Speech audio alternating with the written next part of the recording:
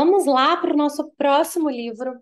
É O Mais Esperto que o Diabo, de Napoleão Hill. Esse livro transformou a minha vida, transformou a minha mentalidade. A gente, quando lê o título, né, desse livro, a gente vai na expectativa do que é esse livro. E a gente julga o livro muitas vezes pela capa, né, sem saber muito sobre o conteúdo. E eu acredito muito que esse livro deve ser julgado pela capa, né? Muitas pessoas às vezes deixam de ler pelo título. Então, o livro é um best-seller, né, há muitos anos, e é bem interessante porque ele fala assim, ó, o mistério revelado da liberdade e do sucesso. E ele tem mais de 100 milhões de cópias vendidas, e é um livro, né? Aqui fala que ele foi escrito em 1938, tá? Então, ele é um livro escrito há muitos anos, tá? Essa edição que eu tô com ele aqui é de 2014. Ele tem são 12 capítulos, tá? Eu vou ler capítulo por capítulo e depois vou dar uma geralzona assim do que eu achei, o que eu aprendi com esse livro para vocês, tá? Primeiro, a introdução do livro é feita pelo Tiago Nigro.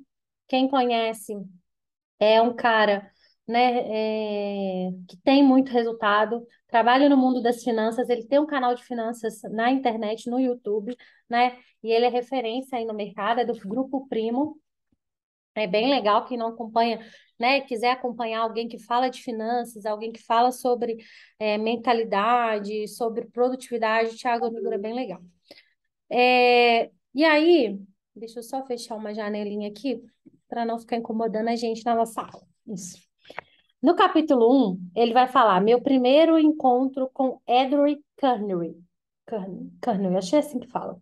Aí no capítulo 2 fala: um novo mundo se revela para mim. No capítulo 3 ele vai falar uma estranha entrevista com o diabo. No capítulo 4 ele vai falar alienando-se com o diabo. O capítulo 5 a confissão continua. No capítulo 6 ritmo hipnótico. Capítulo 7 sementes do medo. No capítulo 8 propósito definido. No capítulo 9 educação e religião. No capítulo 10 autodisciplina. No capítulo 11 aprendendo com a adversidade. No capítulo 12 ambiente, tempo, harmonia e precaução. E depois ele vai fazer um resumo de todo o livro, tá? O que eu achei mais interessante, assim, qual foi a conclusão final que eu tirei sobre esse livro? Primeiro que tudo é a nossa mente. Tudo na nossa vida é a nossa mente. A nossa mente é quem manda. A nossa mente é quem determina se a gente vai alcançar os nossos objetivos ou não.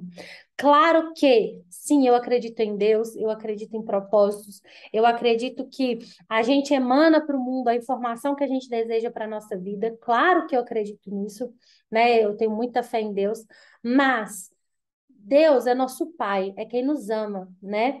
Então Deus não vai dar para a gente aquilo que a gente deseja pronto. Ele vai dar ferramentas para a gente alcançar. E uma dessas ferramentas é a nossa mente.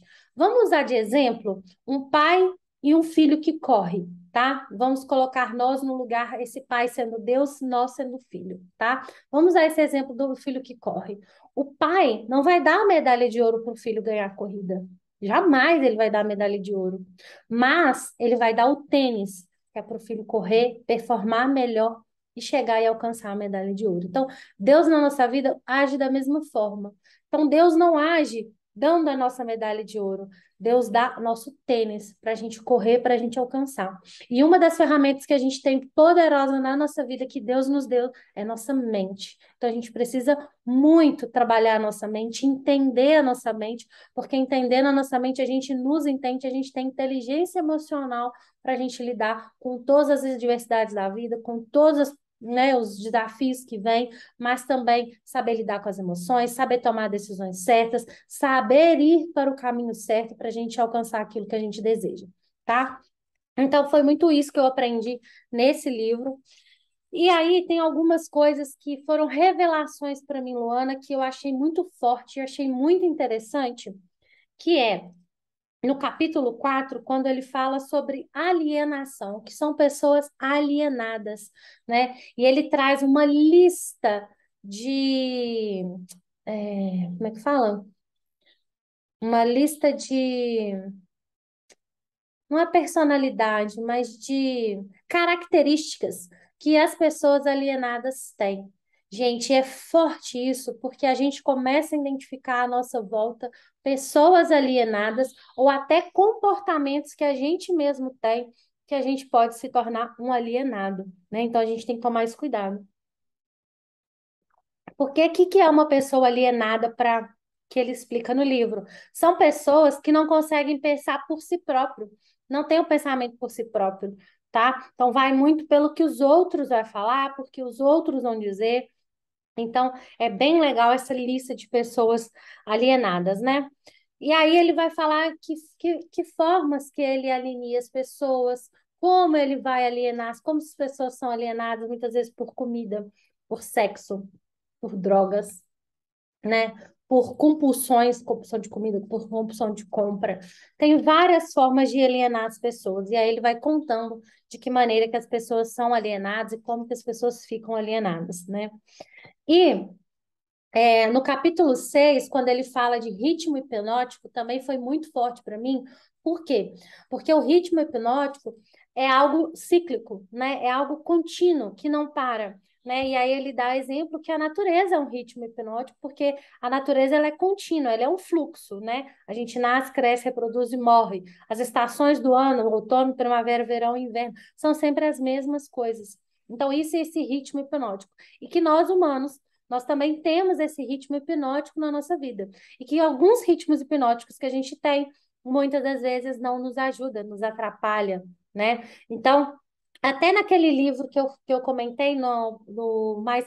Como é que é? Pai Rico, Pai Pobre, fala, mas não cita a palavra ritmo hipnótico, mas fala lá que as pessoas têm um ciclo, né? Que elas dormem, trabalham e pagam as contas. Acho que é isso, né? E vivem nesse ciclo, a mentalidade pobre, é mais ou menos isso que vai falar isso aqui também do ritmo hipnótico. Então, olha para você ver como uma leitura é complementar à outra e como a gente, cada livro que a gente vai lendo, a gente vai complementando, a gente vai contribuindo para que a gente possa mudar a mentalidade. Então, hoje, eu, Luana, eu já identifico alguns ritmos que eu tenho na minha vida hipnótica. Eu falo, opa, eu preciso quebrar esse ciclo não é legal, isso não está fazendo bem para mim, eu preciso mudar isso na minha vida, tá? Aí ele vai falar sobre as sementes do medo, né? Que também é super interessante, porque ele vai falar dos medos que a gente tem, quais são os maiores desafios que a gente tem quanto aos medos, né? Nós somos seres humanos que temos muito medo, né? Então, assim, é muito legal. Deixa eu abrir aqui para vocês no capítulo 7, só para eu ler um pedacinho para vocês sobre essa questão do medo. Esse aqui é o 6, que vai falar do ritmo. Aqui, ó, as sementes do medo, olha. Tem um lugar aqui que fala do medo. Deixa eu só localizar aqui. Aqui, ó, achei, ó. Cada indivíduo tem seu próprio.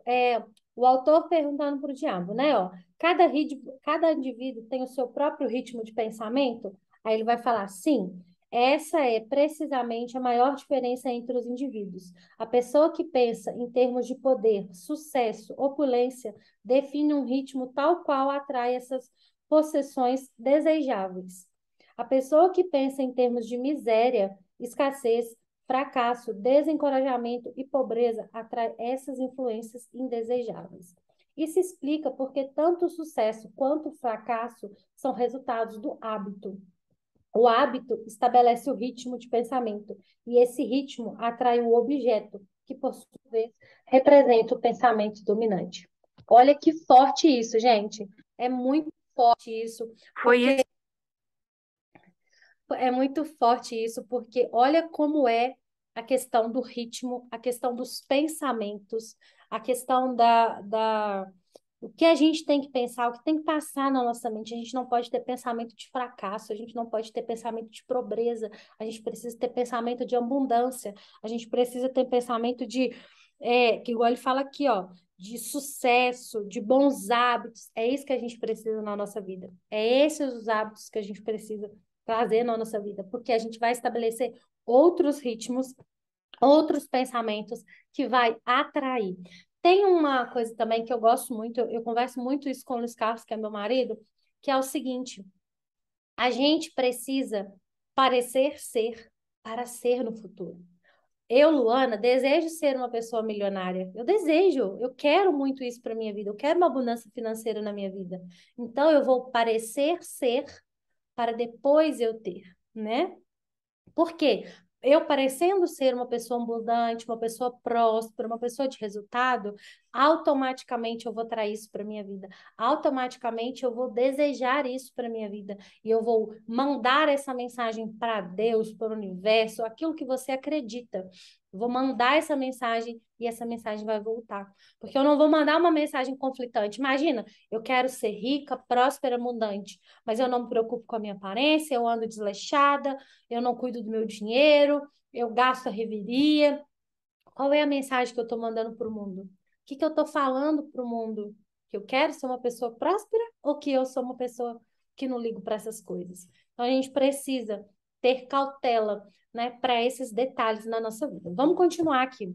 No capítulo 8 ele vai falar sobre isso, né? Que eu estava conversando com vocês agora, que é o propósito definido. Qual é o propósito da sua vida? O que que você quer para a sua vida?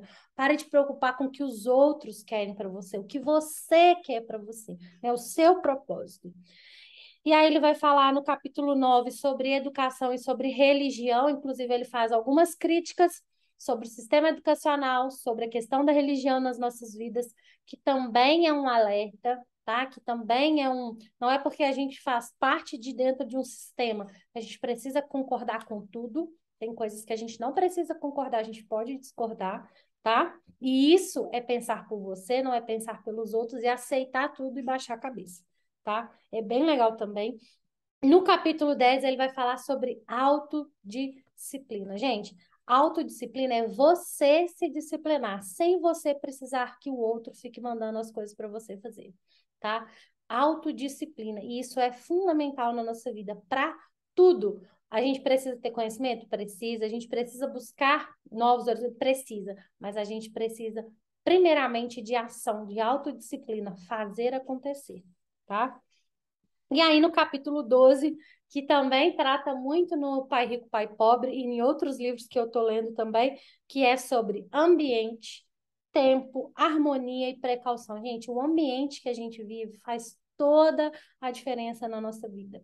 Todas as pessoas com que a gente. Porque, ó, existe uma pesquisa, se eu não me engano, é de Harvard ou é de. Como é que chama? Aquele lugar lá na Califórnia, que vem a maioria das startups. É, fugiu o nome agora. Que tem uma pesquisa que fala que a gente é a média das 5 pessoas que a gente mais convive. Então, quem são as pessoas que você mais convive hoje? Qual é a média dessas pessoas? Quais são os resultados que essas pessoas trazem para a sua vida?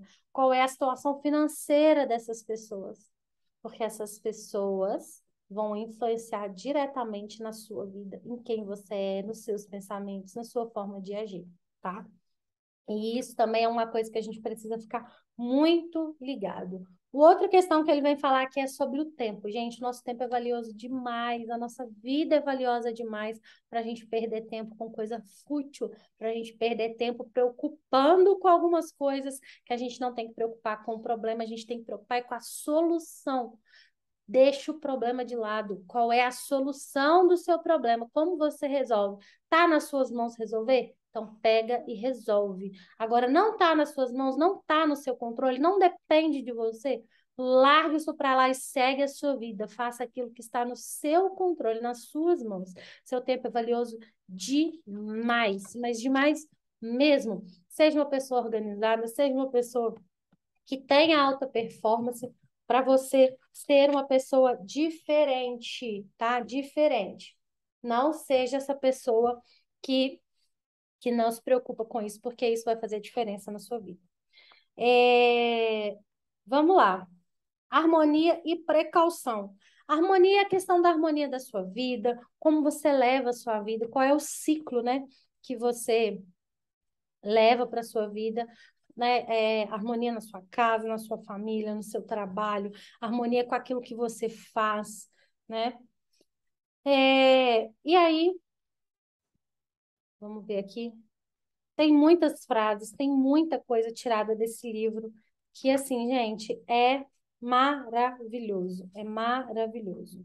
Então, assim, para a gente ir finalizando esse livro aqui, porque eu também não quero ficar me estendendo muito, leia, leia, porque faz muita diferença na nossa vida. Para a gente terminar, eu trouxe duas frases aqui que são, né, mega importantes para a gente aprender com esse livro, que é: os três fatores mais importantes são hábito de alienar-se, lei do ritmo hipnótico, por meio do qual por meio do qual todos os hábitos acabam se tornando permanentes. E o elemento tempo. São três coisas que a gente precisa ficar ligado na nossa vida, tá? E, resumo final do livro, a nossa mente domina a nossa vida e o nosso corpo. A nossa mente domina a nossa vida e o nosso corpo. Então, você vai dominar a sua mente. Você vai entender como ela funciona. Você vai melhorar a sua mente para que você seja uma pessoa próspera, abundante e que alcance o resultado que você deseja. Tá bom? Até o próximo livro. Um grande beijo. Não esqueçam, Mais Esperto que o Diabo, Napoleão Hill, uma leitura que eu recomendo e eu tenho certeza que vai transformar a sua vida. Um beijo grande e até a próxima.